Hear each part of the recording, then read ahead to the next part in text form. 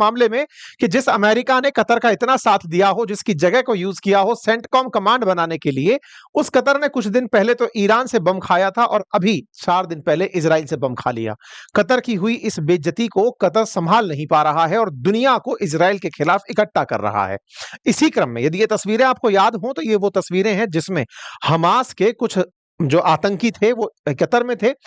Talks करने के लिए आए हुए थे, सीज फायर के ऊपर वार्ता करने आए हुए थे और उनको इजराइल ने निशाना बना लिया था। मैं यहां पर एक तथ्यात्मक जानकारी आपको फिर दे दूं, क्योंकि इजराइल बार बार ये कहता आया है कि हमारा अगर कोई भी दुश्मन कहीं पर भी है और विशेष रूप से अगर वो हमास से संबंधित है तो हम उसे किसी भी देश में नहीं छोड़ेंगे। ये कहते हुए उसने कतर पर हमला किया और 72 घंटे में 6 मुस्लिम देशों को निशाना बनाया।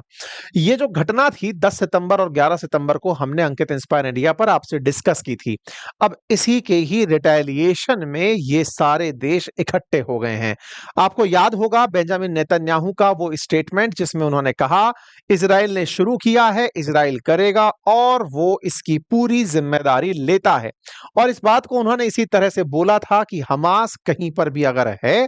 तो वो खत्म कर दिया जाएगा, दुनिया के किसी भी देश में हो। ऐसा कहते हुए ही उन्होंने कतर के साथ साथ कुल 6 देशों के ऊपर, जो कि अरब देश ट्यूनीशिया भी था, फिर चाहे सीरिया था, यमन था, कतर था, लेबनान था, गाजा था, इन जगहों पर इन्होंने हमले कर दिए। ये जो पूरे हमले हुए, इस पूरे हमले के पीछे की पटकथा में केवल एक ही बात निकल कर आई कि जिस कतर ने ट्रंप पर इतना विश्वास किया, इजराइल ने उस पर गोला चला दिया। बस इसी को ध्यान में रखते हुए मुस्लिम ब्रदरहुड को याद दिलाने पाकिस्तान चला आया। Same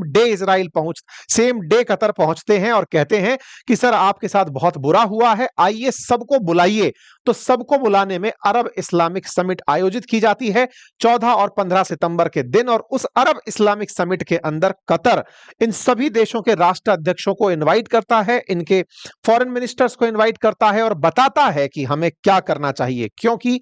ultimately Israeli defence forces हम में से किसी भी देश को इसलिए निशाना बना सकती हैं कि हमारे यहां हमास का लीडर है। आपको यह तो याद होगा साथियों कि पिछले बार जब हमारे यहां पर पहलगाम हमला हुआ था, उससे पहले हमास के कुछ आतंकी पाकिस्तान में आए हुए थे। भविष्य में चूंकि इजरायली डिफेंस फोर्सेस ने यह कह रखा है कि वो दुनिया में कहीं भी हो हम अपने दुश्मनों को नहीं छोड़ेंगे, इससे यह बात तो निकलती है कि अब हमास अगर पाकिस्तान में भी है तो इजराइल उसे पाकिस्तान में भी निशाना बना सकता है। इसी के चलते इन सभी देशों ने मिलकर कसम खाई कि क्या हम सब लोग मिलकर के नाटो की तरह अपनी एक फोर्स ना बना लें। नाटो की फोर्स से तात्पर्य है जैसे नाटो के अंदर आर्टिकल 5 काम करता है, जो कहता है कि अगर नाटो कंट्रीज में किसी के ऊपर भी कोई देश हमला करेगा तो हम सब